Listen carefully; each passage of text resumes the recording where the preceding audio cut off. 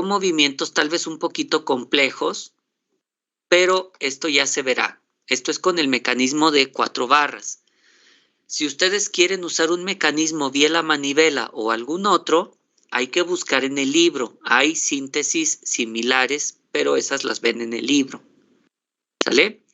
Entonces, sea el proyecto que tengan, hay que buscar con qué mecanismo lo voy a realizar. Recuerden que tenemos también en nuestro temario engranajes y sistemas de levas. Entonces sería bueno que se pusieran a ver en los libros, a hojear un poquito, todos los mecanismos de barras que hay. Luego se van en el mismo libro al capítulo de levas y le leen un poquito qué aplicaciones hay para las levas o para los engranes. Eso es parte de su investigación. Ustedes tienen que investigar para qué sirven estos elementos, ver mecanismos que ya existen, que están en el libro publicados, para que tomen ideas y entonces saber qué es lo que queremos construir, ¿sale? De antemano, lo primero es tratar de saber qué quiero construir. No se esperen hasta que estemos por allá de mayo viendo estos temas para que sepan, y hubiera usado un mecanismo de levas o uno de engranes en mi proyecto, ¿sale? Pueden hojear los libros y aunque no hayamos visto el tema, sí revisar ejemplos de los mecanismos que hay, ¿sale? Entonces, busquen en libros, incluso en internet pueden buscar aplicaciones de las levas, a ver qué encuentran, aplicaciones de los engranajes, qué sé yo, ¿sale? Y tomar ideas. Como ya les dije, no se trata de copiar los proyectos de YouTube, se trata de investigar los mecanismos, ¿sale? Entonces, les decía, ustedes aquí de la unidad de síntesis pueden ir viendo ideas de mecanismos de 4 barras que sirven para los proyectos que les he indicado, ¿sale? Todos los proyectos que les he indicado pueden usar mecanismos de barras. Ahora, no es obligatorio que lo hagan con barras. Pueden ustedes hacerlo con engranajes, con levas, con algún otro dispositivo o con conjuntos de estos, ¿sí? Puedo tener un mecanismo de barras y también añadirle engranajes, por ejemplo. Bueno, ahora, ustedes dicen, oiga, profe, pero pues no nos ha enseñado nada de síntesis, ¿cómo le vamos a hacer? Aquí hay videos de todas las síntesis de clase. Por ejemplo, quiero saber cómo se hace una síntesis de 3 posiciones. Pues entonces abro el video. Y aquí el profesor ya me dejó el video de YouTube de cómo hacer una síntesis, ¿sale? Ahí está la exposición. Vean, yo quiero que vaya. Sí se ve bien, ¿verdad? ¿No se ve? Sí se ve, profe. Bueno. Entonces, yo quiero un mecanismo que vaya entre estas 3 posiciones. ¿Qué debo de hacer?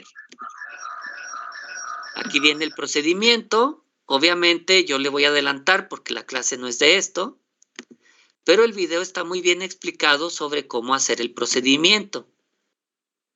Y al final se muestra una especie de simulación del movimiento del mecanismo. ¿Sale?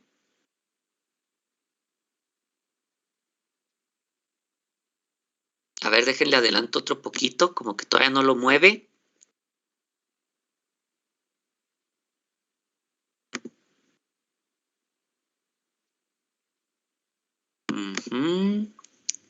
Ahí está.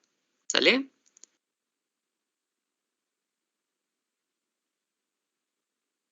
Sí, más o menos para que se den una idea.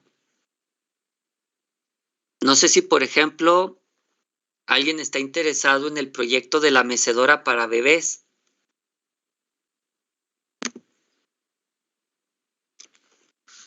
Bueno, entonces, aquí están los videos, ¿sale? Cómo hacer la síntesis, ahí está todo el material. Bueno, como les comentaba, aquí de lo que se trata es de que no vayan dejando su proyecto para el final. Hay que irle avanzando poco a poco. Ya terminamos la unidad 1. No les vaya a dar yo la sorpresa de que acabamos muy pronto la unidad 2 y no tienen nada, ¿sale? Quiero que los proyectos los hagan a conciencia, lean muy bien qué es lo que les pido en sus reportes y revisen a qué queremos llegar.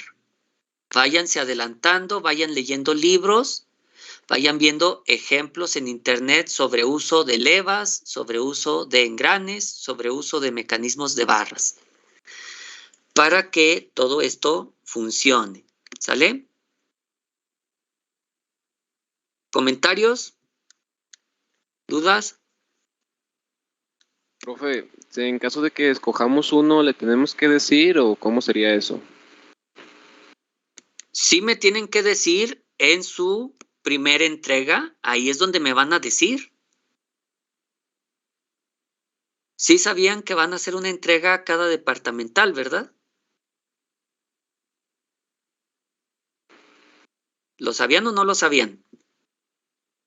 No, yo no sabía, pero, o sea, No, si se no. repitiera A alguno ver, con otro equipo, no hay problema entonces. aquí el problema es que se vea copiado. Si está copiado, yo voy a dividir la calificación sin importar quién le copió a quién, ¿sale? Ah, muy bien, pues, gracias. Si le copiaron a YouTube los dos, también les voy a dividir la calificación. Por eso digo, no copien proyectos de YouTube. Sean originales, ¿sale? Sí, profe. Muy bien. Entonces, les comentaba, en las políticas de clase viene todo, se las leí el primer día. Si no viniste el primer día, ¿de quién es la responsabilidad de ponerse al corriente, tuya o mía? No, mía. Entonces, hay que leer muy bien esas políticas de clase. Es como el contrato del curso, ¿sale? Tienes que saber qué tipo de reglas extrañas puso el profesor. ¿Sí? Por favor, te lo encargo. Chécalo. Sí, está muy bien. Muy bien. Entonces, vamos a continuar nosotros con la unidad 2. Pero sepan ustedes que tenemos que tener en claro tanto la unidad 2 como la unidad 4. Es decir, debemos saber analizar mecanismos y debemos saber sintetizar mecanismos. El método gráfico de síntesis es un método que no necesita de muchas matemáticas. Por eso es adecuado que ustedes lo puedan ver desde ahorita y si tienen dudas me vayan preguntando, ¿sale? Vean los videos y traten de ilustrarse sobre más o menos cuál es la finalidad del curso, ¿no?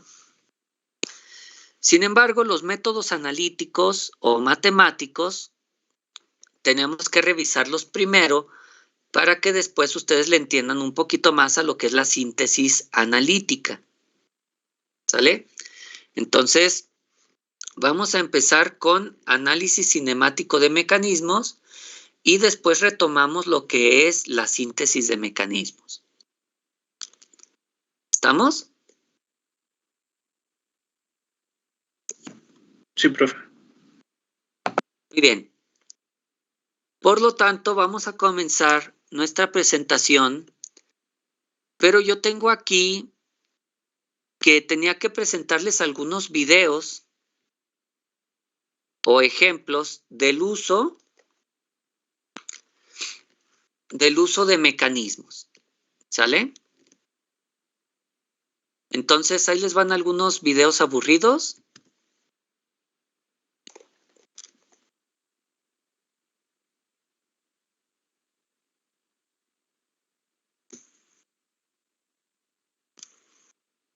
¿Cómo ven?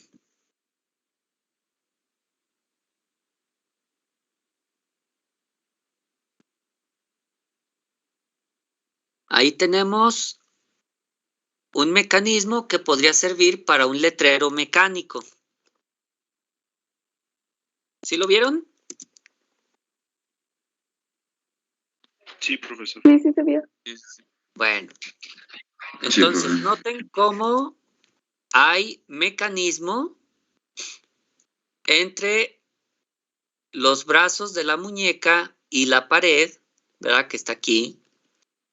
Cómo hay un mecanismo en esta parte donde está este brazo y el cuerpo de la muñeca está fijo. Aquí hay otro mecanismo. Y noten que en lo que son las piernas, pues tenemos otro mecanismo. ¿Sale? Aquí hay un eslabón, 2, 3, 4. ¿Sale? Ahí tenemos nuestros eslabones y hay que contar obviamente cuáles son fijos, cuáles son móviles. Bueno, entonces, ahí está. Aquí está una imagen que me encontré en internet.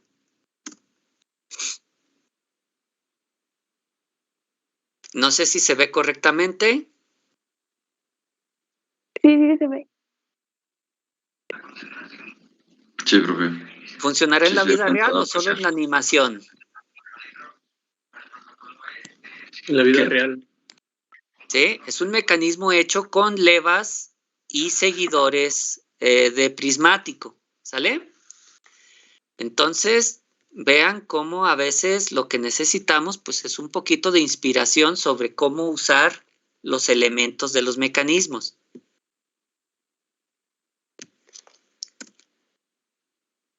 Aquí tenemos una persona que está cortando, creo yo, que una mesa ovalada. En realidad es una elipse, ¿sale? Y está usando un mecanismo básico que se llama compás de Arquímedes. ¿Cómo ven?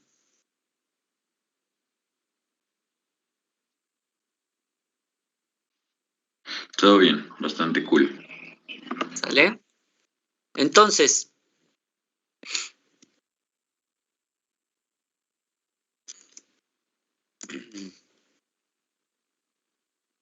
esta es otra cosa. Esto es un análisis por métodos numéricos. Eso lo vemos después. ¿Sale? Pues creo que ya se me acabaron los videos bonitos.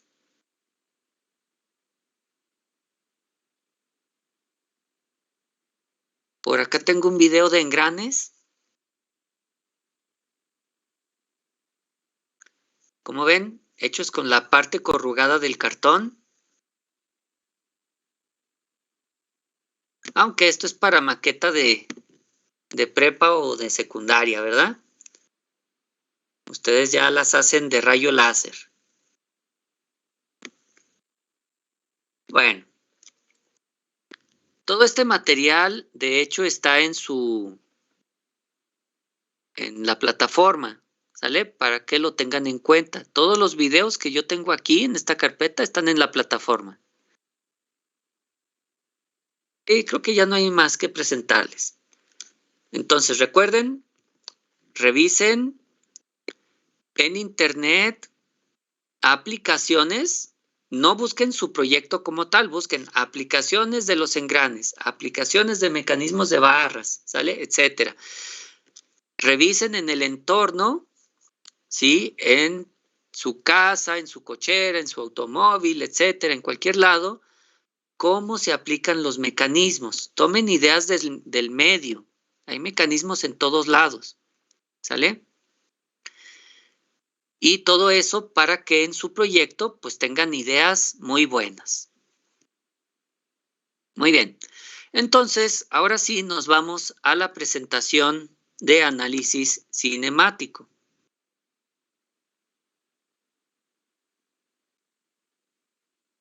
Profe, ¿Me quieren decir algo? yo, profe. Ah, Me acaba de surgir la duda de si el proyecto va a ser, el mecanismo va a ser manual o va a ser como controlado por un motor, por ejemplo. Pues eso ya depende. ¿Qué dice el proyecto? ¿Cuál estás escogiendo? Ahorita estamos pensando más en escoger el del compactador de basura. Muy bien. Ahí dice explícitamente que sea accionado manualmente. Creo que no. Ahora, dice explícitamente que debe llevar un motor. Tampoco. Tampoco. Entonces significa que tú tienes la libertad de escoger. ¿Sale? Como ya No. les dije, si no dice algo de manera explícita, entonces no supongan que es explícito, ¿verdad? Que es forzoso. Si no dice nada, lo puedes escoger sí manual o sí con motor. ¿Sale? Hay proyectos que indican que debe ser manual. ¿Sale? Hay algunos proyectos que sí indican que debe ser manual. O tal vez habrá proyectos que indiquen que sí debe de llevar un motor. Bueno, pues eso será parte del proyecto. Si no dice nada, tú eres el que escoge. Pero sí tienen que hacer un análisis de las fuerzas necesarias. Es decir, ese compactador de basura, para que se pueda activar manualmente, ¿cómo le hago para que se pueda con la fuerza de una persona? ¿Sale? Entonces es cuando te pones a ver que tal vez necesites la regla de la palanca o transmisiones de engranajes. Sí, por ejemplo, una persona puede aplastar con su mano una lata. Una persona cualquiera puede aplastar con su mano una lata. Sí. ¿Sí? ¿En serio?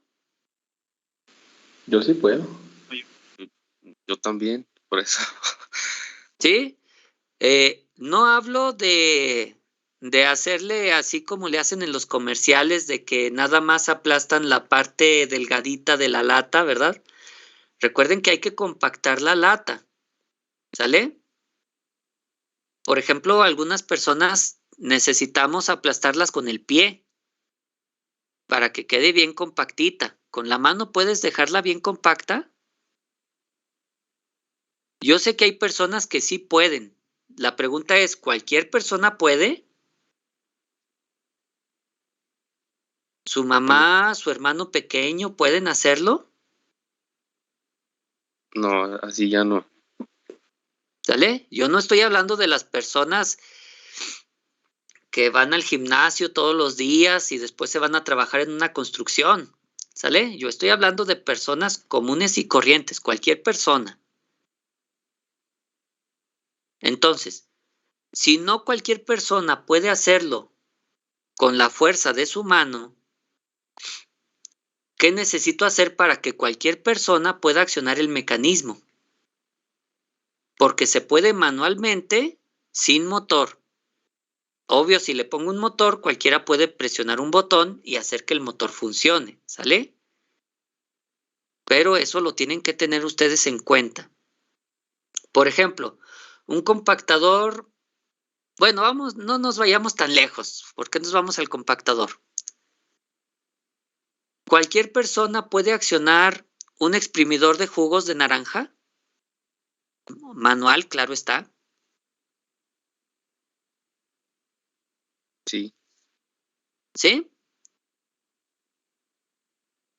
Porque yo he visto que la señora que vende los jugos tiene un brazo que da envidia, ¿eh?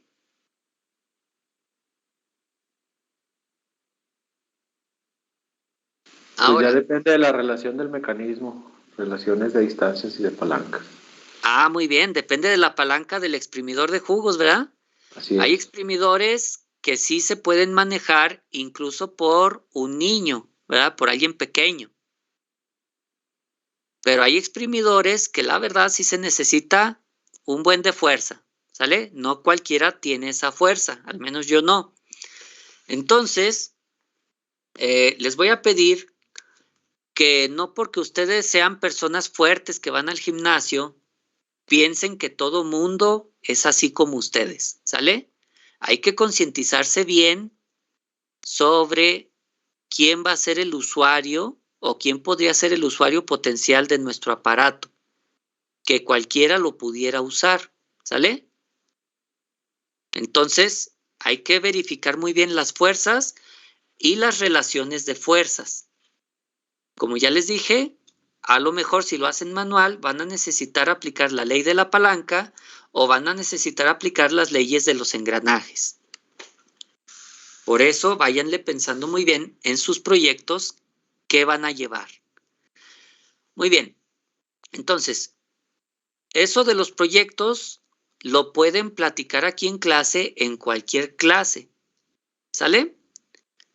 Pero sí, no lo dejen hasta que yo les pregunte cómo vamos, porque a lo mejor ya no les vuelvo a preguntar. Muy bien. Comienzo entonces análisis cinemático. ¿Ya quedamos claros qué significa análisis cinemático?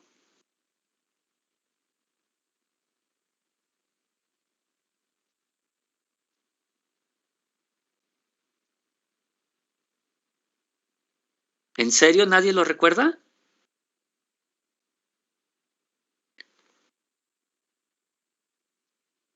¿Análisis de un sistema que se preocupa de dónde vienen las fuerzas? No. No, perdón, es que no pude activar el micrófono. Según yo, es tipo como un diagnóstico detallado de las fuerzas que actúan sin considerar lo que la produce. Bueno, casi, pero no. Quisiste decir la definición correcta, pero metiste la palabra fuerza en donde no era. Va. ¿Sale? No, les voy a pedir que siempre den un repasito leve de lo básico. Recuerdan que les dije que todo lo que vimos antes es básico porque son las bases. Es sobre lo que se va a asentar todo lo que vamos a ver. Si no se saben todo lo de la unidad pasada de memoria, lo más seguro es que haya cosas aquí que no las entiendan o las entiendan mal. ¿Sí? Tengan mucho cuidado con eso. Análisis cinemático. Vamos a estudiar los mecanismos, vamos a estudiar cómo se componen, vamos a estudiar sus partes y la relación entre ellos, considerando únicamente el movimiento. Sí, ustedes me dijeron las fuerzas, no, eso está mal. La cinemática estudia únicamente el movimiento, ¿sale? Entonces, en esta primera etapa solo vamos a considerar el movimiento. Noten ustedes que después vamos a tener que considerar las fuerzas. Y vamos a hacer un análisis similar a este, pero más completo. ¿Sale? Entonces, vamos a estudiar únicamente el movimiento de mecanismos y es muy importante que estas definiciones se las sepan de memoria, así como todo lo que acabamos de ver en las clases pasadas.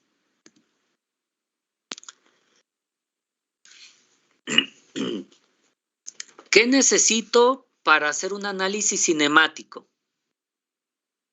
Primero, si voy a estudiar el movimiento, ¿qué necesito para saber que un cuerpo se mueve o cómo se mueve? Necesito un sistema de referencia. ¿Sale? Por ejemplo, ustedes están viendo su computadora. ¿Su computadora se está moviendo? No. No. Pero su computadora no se mueve si toman como referencia el piso en el que están, ¿verdad? Su Ajá. habitación. Pero si yo tomara como referencia el sol, ¿se está o no se está moviendo su computadora? Sí. ¿Sale? Entonces, de hecho, si yo tomara como referencia el centro de la Tierra, yo pensaría que su computadora está girando alrededor del centro de la Tierra. ¿Sale? Entonces, tengan en cuenta, para analizar movimiento, yo necesito siempre una referencia. A veces están haciendo ustedes los ejercicios y empiezan a definir vectores a diestra y siniestra sin considerar una referencia. Eso está mal, ¿sale? Definir vectores sin una referencia es peligroso. Entonces, tengan eso en cuenta. Sistema coordenado de referencia. ¿Cuál es el marco fijo sobre el que voy a medir el movimiento? ¿Sale? Siguiente. Cuando ustedes vayan a definir los vectores, a veces le van a batallar. Necesitan tener en cuenta que los vectores se definen únicamente por los eslabones y las uniones entre ellos, ¿sale? De hecho, se definen con las uniones. Y para definir una unión, necesito saber que es donde se juntan o interactúan dos o más eslabones, ¿sale? Entonces, tengan en cuenta eso. Vamos a definir los vectores con las uniones y las uniones las vamos a identificar como los puntos donde se unen o se relacionan los eslabones, ¿sale? Entonces, tengan eso en cuenta. Hay que tener las características del mecanismo. Siguiente. ¿Por qué es necesario saber los grados de libertad del mecanismo? ¿Cómo les dije que definíamos grados de libertad? ¿Qué es un grado de libertad?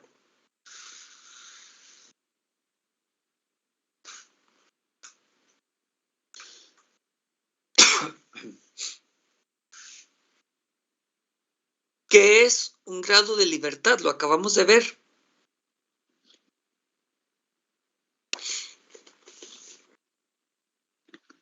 Pues es la manera en que se pueden mover ¿cómo se llama? Alguna unión de dos o más eslabones. Bueno, Sí. una unión permite ciertos movimientos o grados de libertad. Pero, ¿qué son los grados de libertad de un mecanismo? Veíamos que en algunos ejemplos teníamos mecanismos con grado de libertad 1, otro mecanismo tenía grado de libertad 2. Por ejemplo, el pantógrafo tiene grado de libertad 2, lo veíamos la clase pasada, ¿verdad?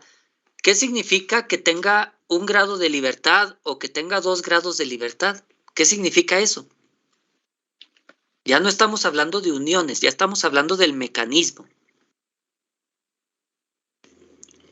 Las direcciones en las que el mecanismo se puede mover. Muy bien. Entonces, grados de libertad significa para nosotros muchas cosas. Se las voy a mencionar. Primero, grado de libertad de un mecanismo significa el tipo de movimiento que puede hacer el mecanismo. ¿Sí? Es lo que ustedes me acaban de decir. Grados de libertad también significa el número de variables que yo necesito conocer para saber cómo está configurado un mecanismo. ¿Sale? ¿Cuántas variables necesito conocer para saber cómo está el mecanismo en este momento? Esos son sus grados de libertad. Y por último, grados de libertad son el número de movimientos que necesito controlar para tener el control total del mecanismo. ¿Sí? Si un mecanismo tiene un grado de libertad, significa que yo lo puedo manipular de un solo lado. Si tiene 2 grados de libertad, significa que lo puedo manipular de 2 lados diferentes a la vez. ¿Sale? Viéndolo desde el punto de vista de control, yo necesito controlarlo de 2 lados diferentes para tener el control total. Si controlo un solo lado, no tengo control total porque es de 2 grados de libertad. ¿Me explico?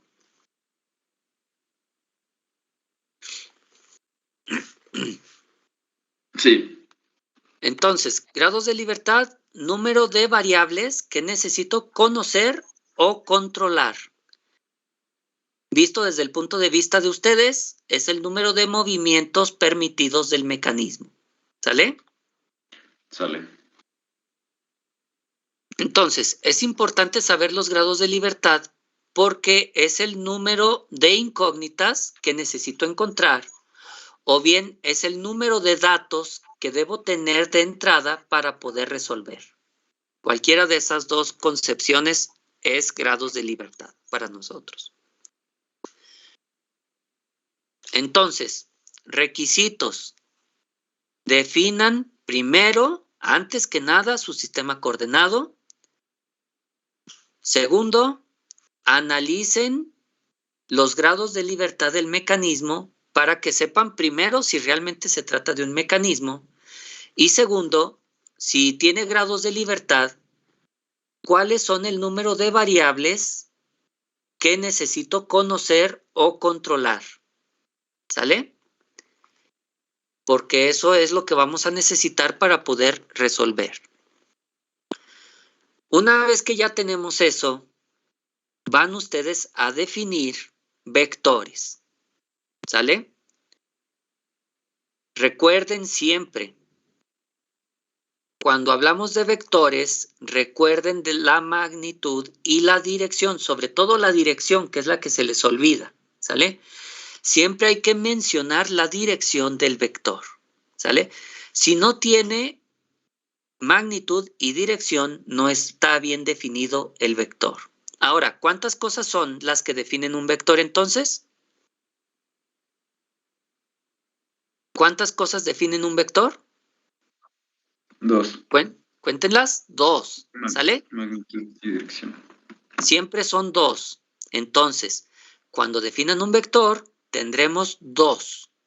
Eso lo haremos desde los primeros ejercicios. Verán que es muy sencillo, siempre y cuando sigamos estas recomendaciones. Ahora, una vez que ya definieron la magnitud y definieron la dirección, tenemos que verificar si son constantes o son variables. ¿Sale? Algo que hay que tener claro. Una cosa es que sea constante o variable y otra muy diferente que sea conocido o desconocido. Puede haber constantes desconocidas o puede haber variables conocidas. ¿Sale?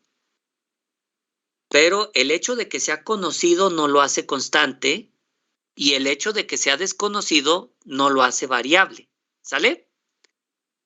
¿Cómo ven? ¿Será cierto? Sí.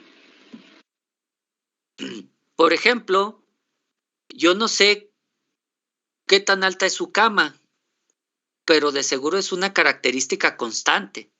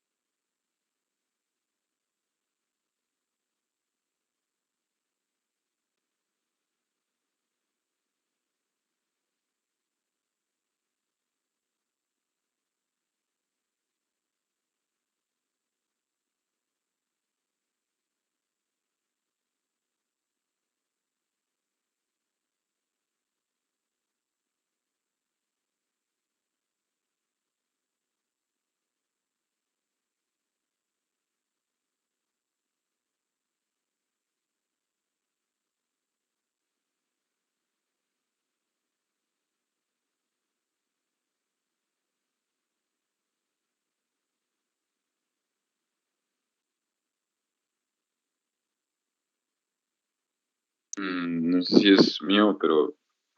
ya se desconectó. No se escucha. No, ya se desconectó el profe.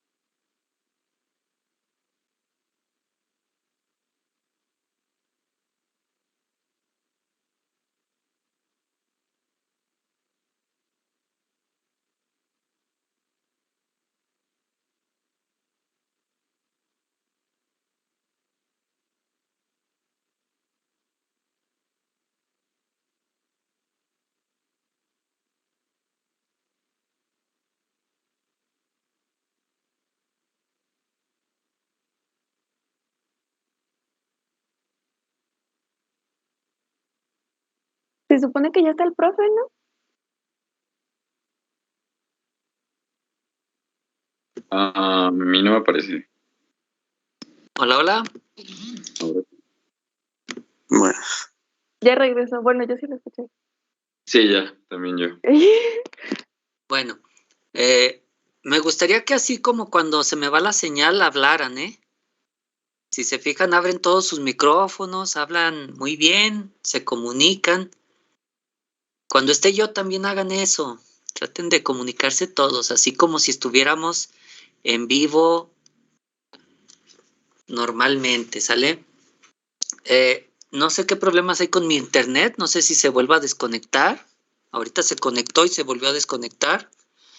Entonces, ténganle paciencia a eso. ¿En qué me quedé? Se quedó en... Ay. Estábamos con lo de que los vectores pueden ser constantes o pueden ser variables. Bueno, no los vectores, Las las magnitudes o las direcciones pueden ser constantes o variables, ¿sale? Sí. Ahora, si ambas son constantes, entonces el vector será constante. Pero bueno, esa ya es otra cosa.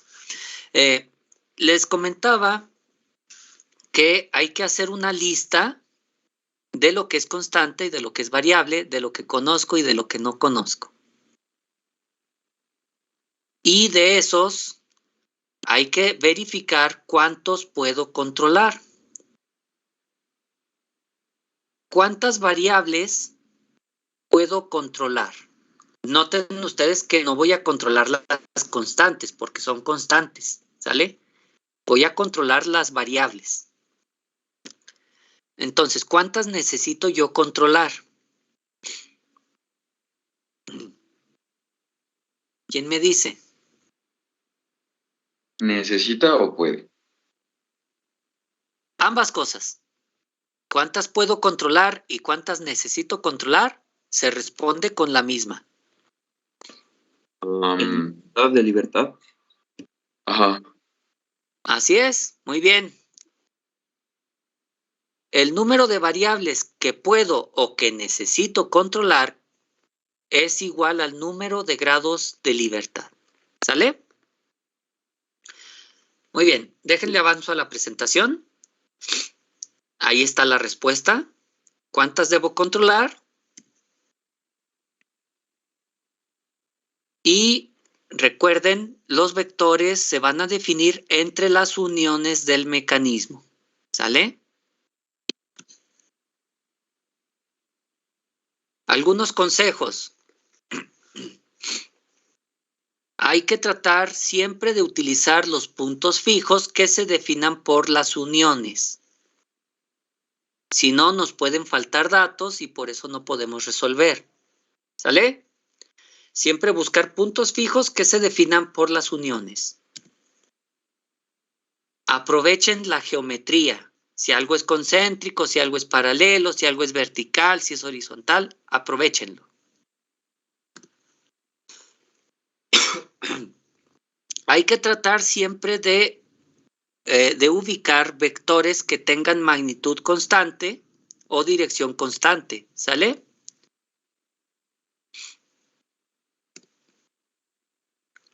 Va a nuestro primer ejemplo.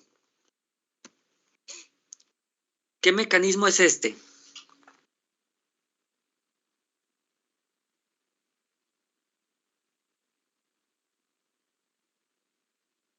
¿No Una saben revoluta. cómo se llama?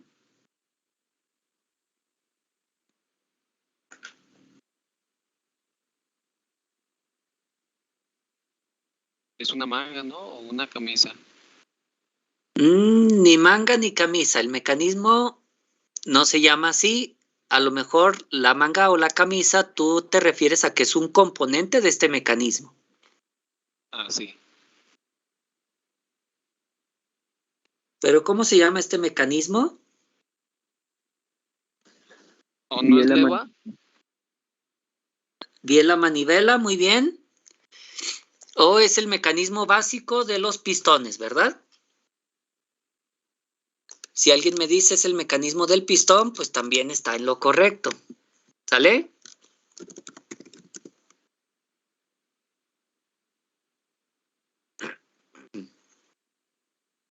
Mecanismo biela-manivela. ¿Sale? Entonces, aquí tenemos muchos videos en internet. También tenemos software donde lo podríamos simular. Por ejemplo, ustedes tienen, no sé, SolidWorks. Ahí lo pueden dibujar y mover o incluso encontrar animaciones ya hechas.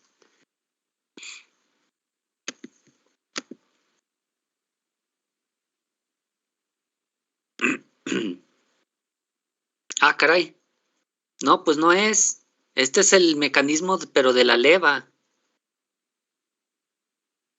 Falta que le armen el pistón. Vamos a adelantarle. Ah, ahí está. Ahora sí, ya está el mecanismo completo. Bueno, como que ese no nos ilustra mucho en cómo se mueve, ¿verdad? Mejor vamos a ver la maqueta que hicieron en la prepa o que a lo mejor van a hacer en esta materia más adelante. Muy bien, entonces ahí está el movimiento, ¿no?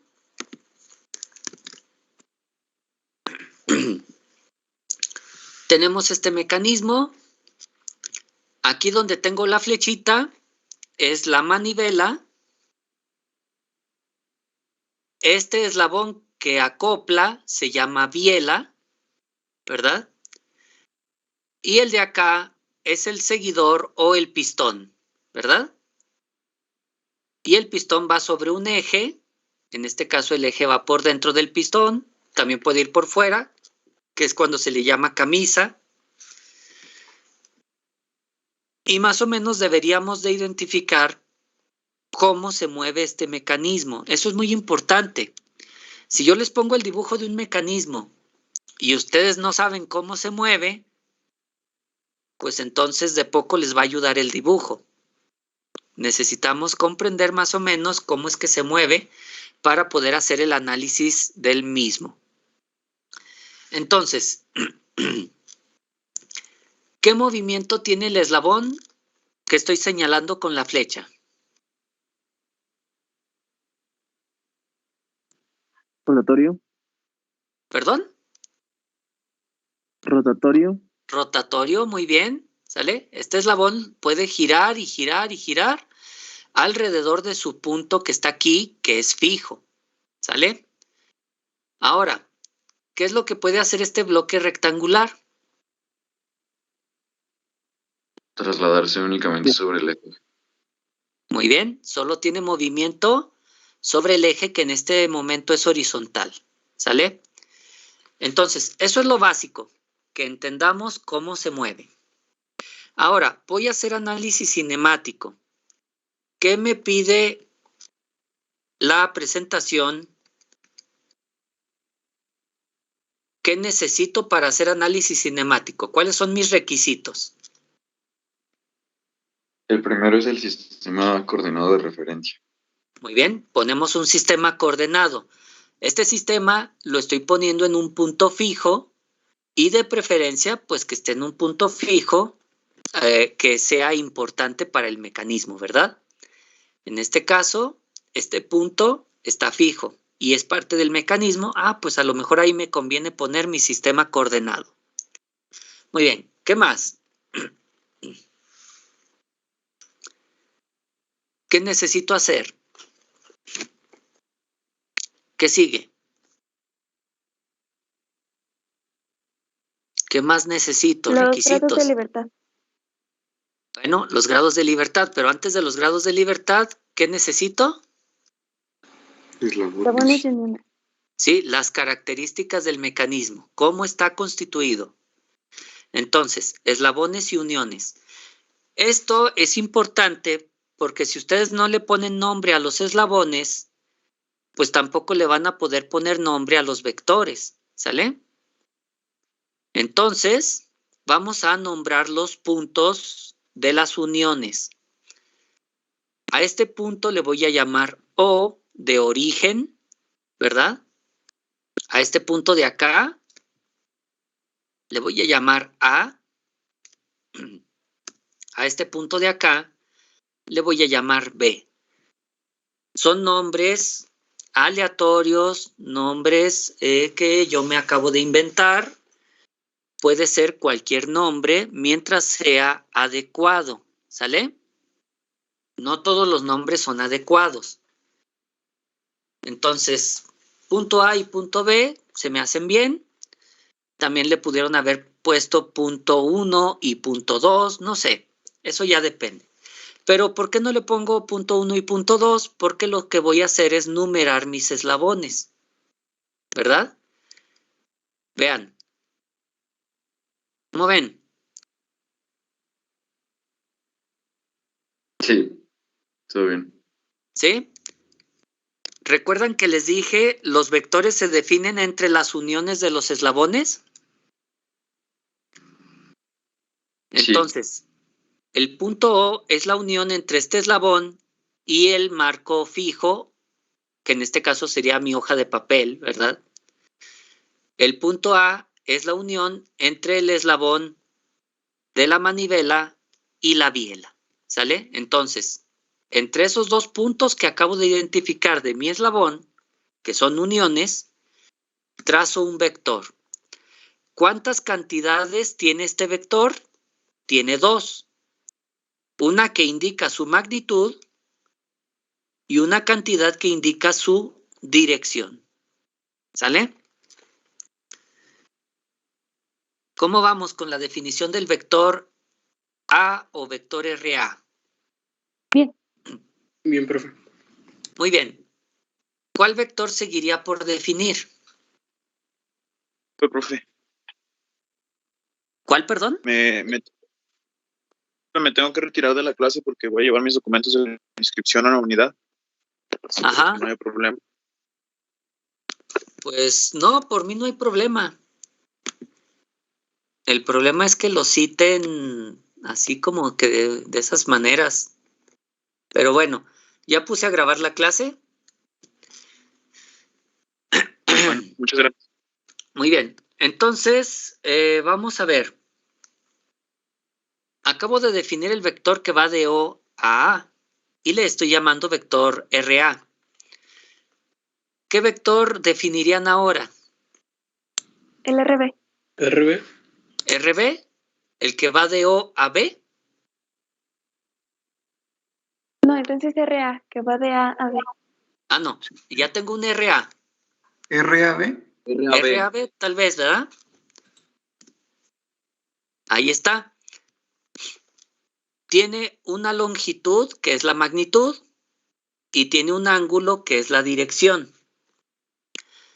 Aquí podemos entrar en detalles. Yo lo definí con el ángulo de afuera. Tal vez algunos de ustedes lo quieran definir con el ángulo de adentro. O tal vez algunos lo quieran definir con el ángulo atrás y no adelante. ¿Sale? No hay problema cómo lo definan mientras lo definan bien. Recuerdan que hicimos ejercicios donde había vectores definidos respecto a la horizontal, respecto a la vertical, con el ángulo atrás, con el ángulo adelante. Sí. ¿Qué tal andamos con esos ejercicios para definir vectores de manera arbitraria? ¿Sí está bien? ¿Todavía lo recuerdan? Sí.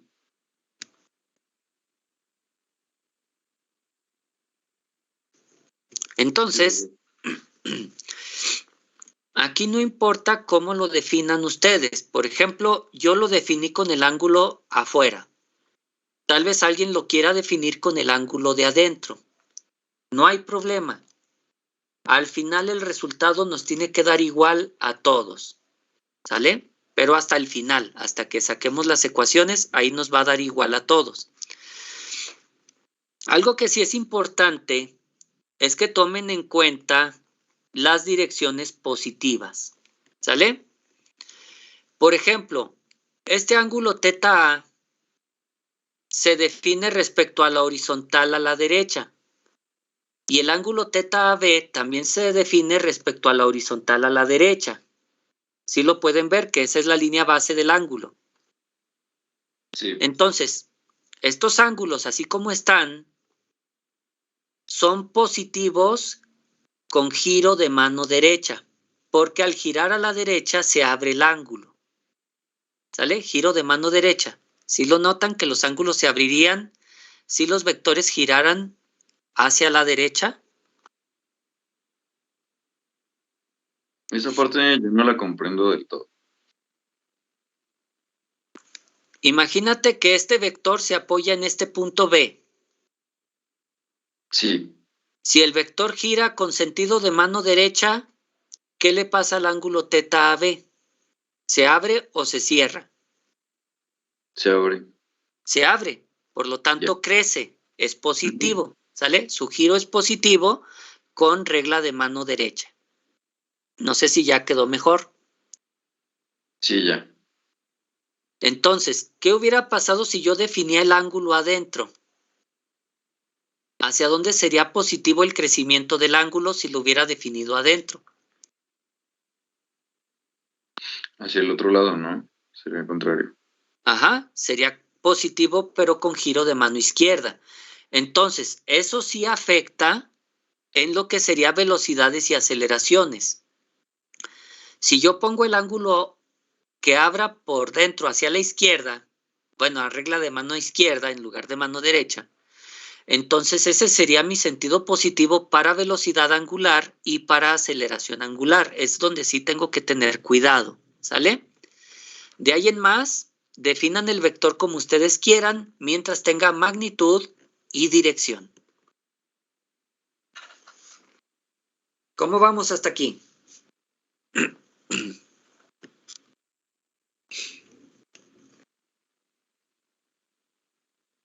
Hasta ahorita vamos bien. Muy Todo bien.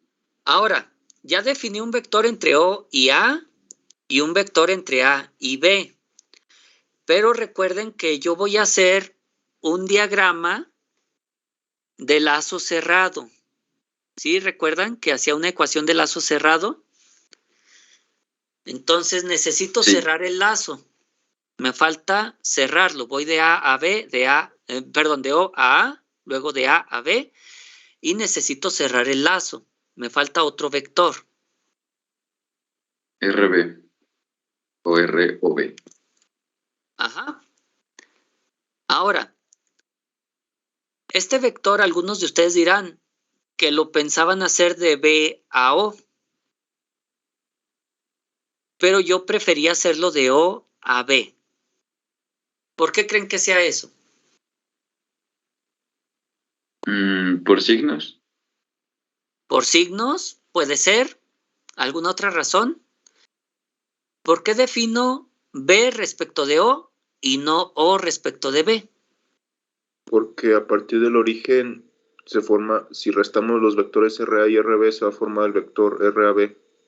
Bueno, esa es una forma de decirlo, pero no. No es por eso.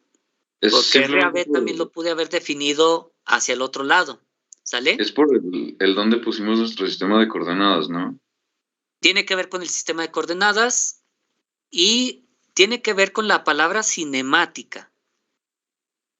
¿Qué estudiamos en cinemática? Ya se me olvidó. Es porque... El movimiento. El movimiento, muy bien. Entonces, si el vector RB yo lo definiera de B a O,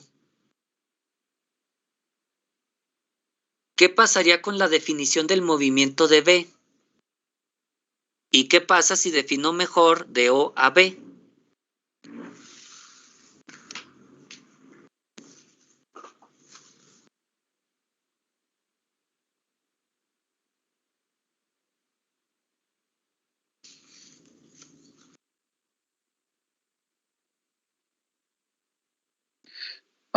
Bueno, pues si tienen que ver con el sistema de coordenadas y el movimiento, es el hecho de, bueno, no sé si está como bien dicho, pero que el movimiento puede ser tomado de, entre comillas, de manera negativa respecto a nuestro sistema de coordenadas, ¿no? Bueno, más o menos algo así. La idea es que si yo defino RB de esta manera, el vector RB por sí solo ya me dice cómo es el movimiento del punto B. De la misma manera, el vector RA por sí solo me dice cuál es el movimiento del punto A. Si yo defino los vectores al revés, tendría que tener siempre en cuenta que los vectores no definen directamente el movimiento. No sé si me explique. Sí.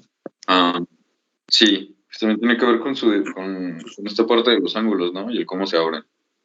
Lo de los ángulos tiene que ver con las convenciones de signo. Como ya les dije, si yo defino el ángulo de mano derecha, entonces será positivo en mano derecha para velocidad angular y para aceleración angular. ¿Sale? Lo de los ángulos es aparte. Aquí estamos hablando del vector como tal. El vector RB, así como está, me define directamente cómo es la posición o el movimiento de B. ¿Sale? El vector RA, así como está, me define muy bien cómo es el movimiento de A, porque el vector va de un punto fijo al punto A. ¿Sale? Entonces, les decía, ustedes pueden definir los vectores de manera arbitraria. Yo pude haber definido RA al revés, de A a O, o pude haber definido RB de B a O, o pude haber definido RAB al revés, ¿sale? Pude haberlos definido con otros ángulos, en lugar de definirlos con la horizontal, definirlos con la vertical, qué sé yo, y el resultado matemático debe ser a final de cuentas el mismo. Pero la manera en la que los defino aquí es porque, aparte de las convenciones de signo, me sirve una definición directa del movimiento de B. ¿Cuál es la definición más simple de B? Pues el movimiento de B respecto de un punto fijo. ¿Sale? Esa es la definición más directa. Muy bien. Entonces, recapitulando, yo tengo un mecanismo, tengo que más o menos comprender cómo se mueve antes de analizarlo, porque si no sé cómo se mueve, la verdad no lo voy a hacer muy bien. Ahora, decíamos, necesito un marco de referencia. De preferencia un punto fijo que se relacione con el mecanismo. Luego necesito identificar los eslabones y las uniones. Y entre las uniones voy a trazar vectores. Todo vector debe tener dos características, magnitud y dirección. Los vectores de O a A y de O a B los voy a preferir en las direcciones OA o en la dirección OB porque directamente me dan el movimiento, ¿sale? Entonces defino el vector y le pongo su magnitud y su dirección. Defino el vector, le pongo su magnitud y su dirección.